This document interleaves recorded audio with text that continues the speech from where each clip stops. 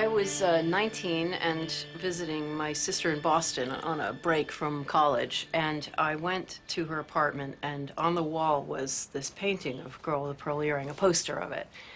And I took one look. I'd never seen it before, and I was completely smitten.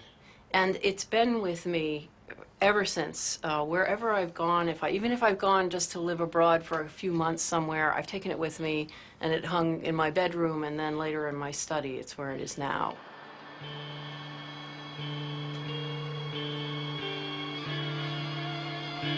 I studied art in college, and there is that strong connection with, Vermeer and my sort of history of art.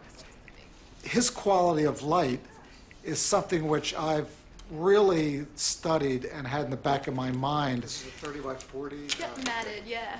And is this going somewhere, or is this just on standby? Nope, it was one that got returned, so Okay.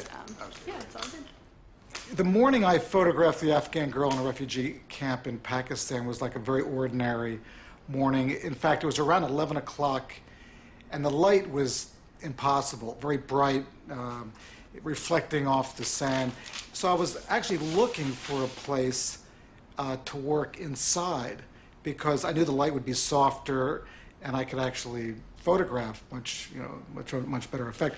So as I was walking through this refugee camp, I heard voices coming from this tent, and it was these young girls chanting in their classroom.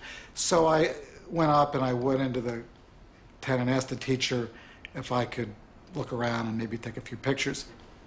I woke up one morning, and I was lying in bed looking at her, and I was sort of fretting about the book I was working on because it wasn't going well. And I was just looking at her, and I suddenly thought, I wonder what Vermeer did to her to make her look like that. And it was suddenly a revelation. Although I knew a lot about Vermeer, I had never really thought about him except as the painter. I didn't think about him as a man, and it suddenly occurred to me that this painting was not a portrait of a girl, but actually a portrait of a relationship. That what she was looking at, the way she was looking, was reflecting how she felt about him.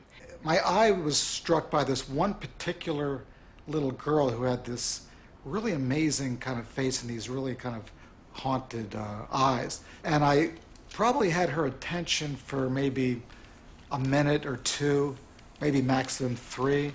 And she was kind of looking into my lens with this kind of curiosity, or because this was the first time in her life she had ever been photographed, and first time she'd ever met a foreigner.